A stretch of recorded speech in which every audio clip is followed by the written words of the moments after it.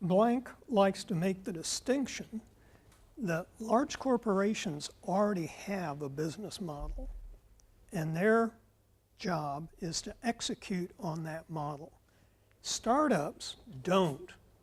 Their job is to find an idea. Their job is to search for an idea that they can validate and then go into business with that idea if they validate it. And the two are really very, very different, but that doesn't mean they can't both use the same methodology. Our program focuses on startups. You know, that's where we're aiming at the student level and, you know, a young new company level. Any questions about that? Please. So slide, I think it was 16. It said that people jump from like the bottom third to the 100% or 800% because of productivity. Mm-hmm. Was that just, it's just like, there was in like a Gaussian distribution, like there was just a bottom third, which was particularly unlucky. And then when they did the test again, there was the top, there was the mean average of the productivity, so they increased a lot. But you looked at it differently because they're the bottom productivity of the distribution, if that makes sense. You know, well, I think I know where you're heading, but the way the whole structure works is it gets rid of layers of management. The old command and control was where managers basically invented reports all the way up the chain that people had to fill out, and it was totally unproductive. And so what Agile talks about are teams of people that are self-directing. They find out from somebody's designated as a customer, they find out from the customer what the customer wants. They, you know, take it through their own analysis process and go back and get agreement that this is what we're going to do in the first sprint. And this is like, say, a 2-week effort. And then the team decides who's going to do what, when is it going to get done, and then every day they have a 15-minute session at the beginning of the day where the team members say, here's what I did yesterday, and here's what I'm doing today. So the entire team understands where everything is, and all of the interlocking parts you can figure out, something she's working on, if he's not up to where she thinks it ought to be, they have a chance to talk about it. So in a way, it's kind of a self-correcting thing. But it's gotten rid of just layer after layer of bureaucracy. And it's really shown itself, I think, in that way. So thank you for asking that. Any other questions? Please. So in applying like ICOR to NSF and like experimental design, do you think that compromises the objectivity or impartiality of basic research? Not at all. Not at all. If you look into how those things are set up, these are all scientists that are doing this. And the way they set it up, I mean, it's along the NSF guidelines. It's along their own guidelines for what they say ends up being a valid thing to do. The problem the NSF had was that they would allow a project to get funded and then find out that they didn't do a very good job of it. And so they did a test, they did a blind test before they made the decision to mandate it. And the blind test said, let's look at a large group of people who had turned in applications for funding and what percent were funded from the group that had been through this and the group that hadn't. And I don't remember the numbers exactly, but they're on the magnitude of the group that had not been through the course. The funding was probably under 20%. The group that had, 61%. So they were getting people who really could hit the ground running because they had a common language, they had, you know, a methodology that has been shown to work. But I mean, you can make your own decision on that, but I think people would be screaming like mad if there was any bias that had been worked into that. Anything else? Okay, good questions. Okay, let's talk about customer discovery and customer development, and a few other things. So what I'm going to do is show you some clips of Steve Blank, and they're broken into, well, you can see about 5-minute segments, 2 of them, and one of them's a minute. So I think you'll find it not too unbearable to sit through. So let's take a look. This is an intro.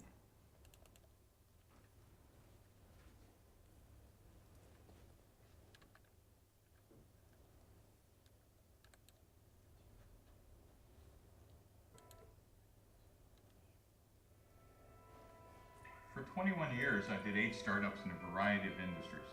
2 semiconductor companies, enterprise software, video games, consumer electronics, military intelligence, and it was the most exciting thing I could imagine spending my life doing. But now for the last 14 years, I've been an educator. I've been teaching entrepreneurs how to think a different way about startups and how to build their companies in a very efficient way. Hi, I'm Steve Blank. I'm a retired serial entrepreneur. In this series, we're going to talk about 2 big ideas. How are startups different from large companies? And the second thing is something called the lean startup. And inside the lean startup, we're going to talk about the customer development process. We're going to talk about how to build a minimum viable product, how to build prototypes, and then we're going to talk about customer acquisition. How do you actually get out of the building, talk to customers, and then get them to use or buy your product?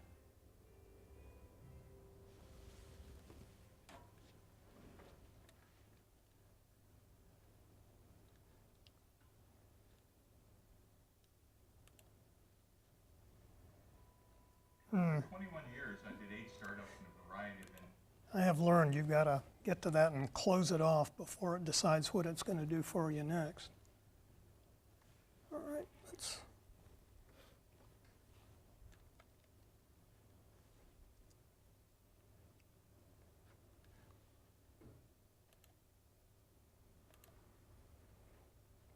Okay, now we're into the lean method, business model design, customer development, agile engineering.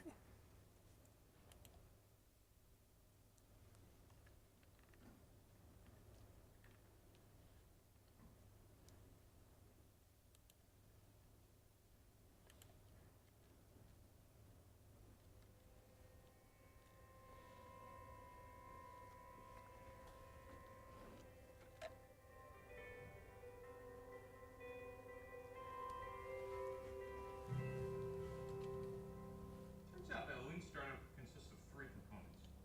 1 is business model design, 2 is customer development, and 3 is agile engineering. And these 3 components help startups become incredibly efficient, reducing the amount of time to get the first product and reducing the amount of cash necessary to build that product. So in a lean startup, we really know something quite different than a large company. In a lean startup, we know that you just don't execute per plan. You're actually going to be learning and discovering from customers outside your office. We kind of know that there are no facts inside your building, so you're going to get back outside. We also know that you're not smarter than the collective intelligence of your potential customers. So what we're going to do is put together a process that allows you to rapidly learn by getting out of the building and testing some of your key ideas and key features of the product as quickly and as rapidly as we can. And what you're going to find is a good number of your initial hypotheses are just simply wrong. And the way we're going to do this is we're going to start with writing down all the hypotheses. And the common framework we use is Alexander Osterwalder's business model canvas. This 9-box diagram puts all the hypotheses about your business. Who are the customers? What are you building for them? What's the channel? How are you going to reach them? How are you going to make money? And puts them in a single page. So it's going to provide a framework and then a scorecard for us to see how we're doing. But unlike just doing strategy in a large company, you're going to take these hypotheses and go outside the building and actually test them. Not test them randomly, but test them with a formal process called customer development. What we're going to do is design experiments, run the experiments outside the building, get the data, and look for insights. And in fact, the way we're going to actually get insights is by showing customers either PowerPoint, wireframes, clay models, prototypes, at any stage we can to actually gather as much information as we can about their feedback. And one of the things we're going to find out is that there are two unique things we do in a lean startup. One is when our hypotheses turn out to be incorrect, instead of firing people, we actually get to change those hypotheses. And these are called pivots. A pivot is defined as a substantive change to one or more of the business model canvas components. If it's a minor change, we call it an iteration. And so in a normal company or an old-fashioned startup, we'd fire the VP of sales if their assumptions were wrong. Here what we're doing is firing the plan. Not only does this work for startups, it actually works for large companies as well. We work with General Electric, one of the smartest big companies in the world. And GE was about to commercialize some of their high-temperature sulfur battery technology. And they wanted to offer these batteries to other companies for industrial applications. And they had done a great market research report and had pages of here's where the product should go. And the CEO was going to give the general manager, Prescott Logan, $100 million to just go build the factory and go execute, hire the staff and whatever. We have the technology and here's the report. But Prescott, luckily, said, you know, this doesn't feel right. This doesn't feel like an existing business. This feels like a startup. And we got to check our hypothesis. And so Prescott Logan and his customer development team flew around to almost every continent, in fact, every continent in the world, including Antarctica, and discovered that the requirements actually differed by industry segments. Substantially enough is that if they would have had a standard factory making standard product, they would have sold none of them. Because different customers required different packaging, different cooling, different connectors, and none of this was visible from inside the building. After 18 months, they figured out who the customers were, what they wanted, and then built the factory. And now, a couple of years later, they have backlogs for the next 3 years. And so what we now know is that no business plan survives first contact with customers. That means we wouldn't know whether we were right or wrong until after we shipped the product and customers gave us feedback. And by then, we burned lots of time, lots of money, and potentially are out of business. But imagine if you had a process that allowed you to quickly iterate and incrementally build the product a piece at a time, for each increment, learning and discovering whether you were on the right track. What's the right track? Do you have the right customers for the right features, which we call product market fit? Do you have the right distribution channel? Do you have the right revenue model, right pricing, partners? Do you understand your costs?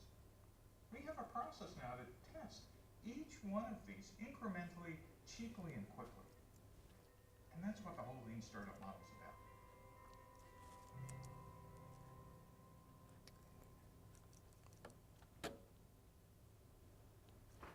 Okay, what I'm going to do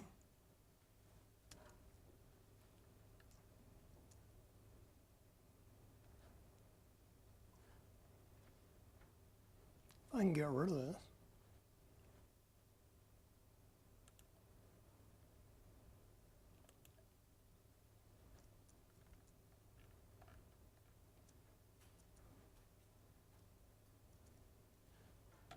Here we go.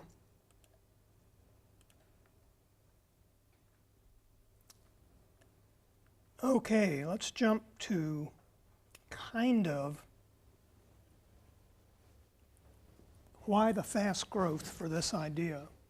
And it's really based on the speed with which automation has advanced. And you may have heard of Moore's Law.